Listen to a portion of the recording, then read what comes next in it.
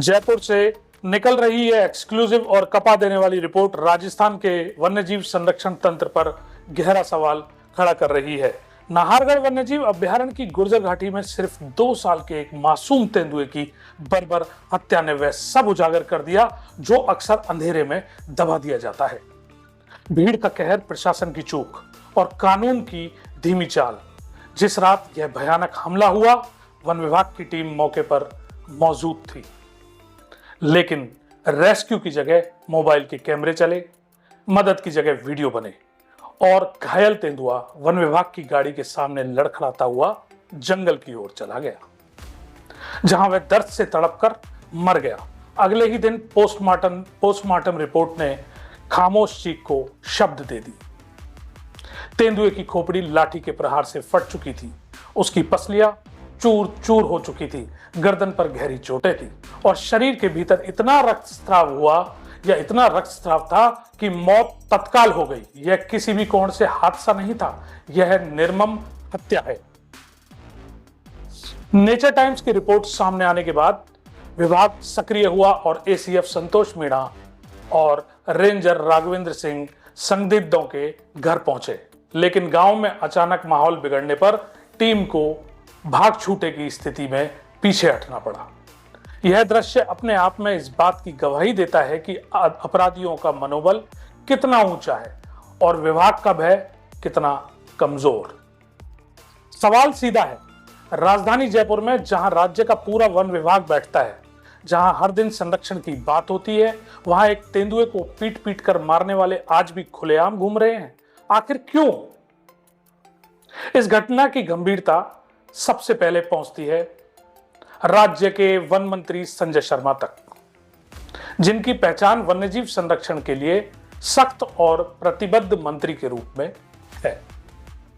जयपुर जैसे शहर में, जिसे भारत का लेपर्ड कंजर्वेशन मॉडल कहा जाता है, घटी यह घटना सिर्फ विभाग नहीं बल्कि पूरे मंत्रालय की प्रतिष्ठा पर प्रश्न चिन्ह है। मंत्री संजय शर्मा के एक निर्णायक निर्देश से इस मामले की दिशा बदली जा सकती है, क्योंकि प्रदेश की जनता चाहती है कि अपराधियों पर कानून का शिकंजा तुरंत कस जाए। वहीं राज्य के head of the forest force Pawan Kumar Upadhyay, जो अपनी निष्ठा, सख्ती और त्वरित प्रशासनिक कार्रवाई के लिए जाने जाते हैं, इस मामले में प्रमुख भूमिका निभा सकते हैं। पूरे राज्य को उम्मीद है कि उनकी प्रसिद्ध कठोरता अब इस मामले में भी दिखाई देगी और यह साबित किया जाएगा कि राजस्थान में कोई भी व्यक्ति वन्यजीव पर हाथ डालकर बच नहीं सकता है।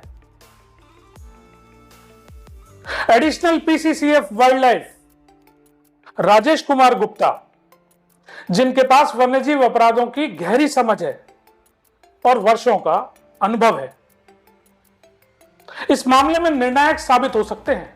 उनकी दिशा में चलने वाली जांच यह स्पष्ट कर सकती है कि कौन कौन लोग इस हत्या में शामिल थे और कानून के तहत किसके ऊपर क्या कार्रवाई होनी चाहिए। वाइल्ड लाइफ प्रोटेक्शन एक्ट 1972 कोई कागजी प्रावधान नहीं है, यह कठोर और दंडात्मक कानून है और राज्य को उम्मीद है कि गुप्ता की निगरानी में इसका असर जमीन पर दिखेगा। वहीं अगर हम बात करते हैं चीफ वाइल्ड लाइफ वार्डन, तो राजस्थान के वन विभाग की चीफ वाइल्ड लाइफ वार्डन हैं शिखा मेहरा, जो पूरे राजस्थान में वन्यजीव संरक्षण की तकनीकी और प्रशासनिक अगुवाई करती हैं। इस संवेदनशील मामले में निर्णायक भूमिका निभा सकती हैं। राजस्थान की वाइल्ड लाइफ खूबसूरती और जैव विविधता उनके नेतृत्व में सुरक्षित है और यह घटना उनके सामने एक चुनौती है कि राजधानी जैसे इलाके में हत्या के बाद अपराधी नाम और चेहरा सामने होते हुए क्यों नहीं पकड़ में आए, अभी तक क्यों नहीं पकड़े गए। सीसीएफ, अगर हम सीसीएफ की बात करें तो राजस्थान के वाइल्ड लाइफ के सीसीएफ टी मोहनराज, जो फील्ड में तत्परता और सीधे एक्शन के लिए पहचाने जाते हैं, इस समय जांच की धड़कन है। जयपुर क्षेत्र में तेंदुओं की सुरक्षा, मॉनिटरिंग और कंजर्वेशन उनके दायरे में आता है और यह घटना स्पष्ट संदेश देती है कि अब किसी भी कीमत पर लापरवाही नहीं बर्दाश्त की जा सकती। टी मोहनराज की सक्रियता इस मामले की नींव को मजबूत कर सकती है। वहीं मतलब और इस पूरी जांच का फील्ड का चेहरा जो डीएफओ हैं, जो वाइल्ड लाइफ के डीएफओ हैं, चिड़ियाघर के डीएफओ हैं, जयपुर में विराजे हुए हैं डीएफओ विजयपाल सिंह, जो लगातार मौके पर तैनात हैं और टीमों को सर्च, मॉनिटरिंग और जांच में लगाए हुए हैं। लेकिन उन्हें भी इस कड़े सवाल का सामना करना पड़ेगा कि इतने साफ वीडियो, इतने स्पष्ट चेहरे और इतनी निर्मम हत्या के बाद भी अपराधियों की पहचान और गिरफ्तारी में देरी क्यों हो रही है।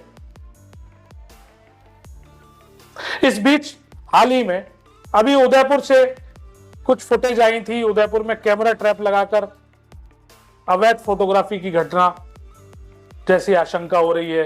पहले कई तेंदुओं को जहर देकर मारा जा चुका है।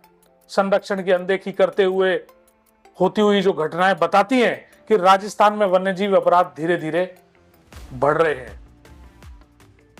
लेकिन यह घटना इसलिए अलग है क्योंकि यह राजधानी में हुई है, जहां 3 लेपर्ड सफारी चलती हैं, जहां जयपुर को दुनिया लेपर्ड कंजर्वेशन मॉडल के रूप में देखती है और जहां से पूरा वन विभाग राज्य को दिशा देता है।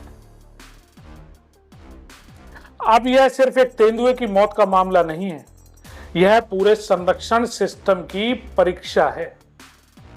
अब वक्त है वन मंत्री संजय शर्मा से लेकर पवन कुमार उपाध्याय, राजेश कुमार गुप्ता, शिखा मेहरा, टी मोहनराज और विजयपाल सिंह तक सभी मिलकर यह दिखाएं कि राजस्थान में वन्यजीव पर हमला करने वाले को कानून किसी भी कीमत पर नहीं छोड़ता है। क्योंकि इस 2 साल के मासूम तेंदुए का न्याय सिर्फ उसका हक नहीं है, यह राज्य की जंगलों की आत्मा का सवाल है। अब यही समय है कि अपराधियों को पहचान कर गिरफ्तार करें और वाइल्ड लाइफ प्रोटेक्शन एक्ट के तहत कठोरतम कार्रवाई करके यह साफ संदेश दिया जाए कि राजस्थान में वन्यजीवों की हत्या का एक ही अंत है, कानून का शिकंजा, कठोर सजा और बिना किसी दया के न्याय।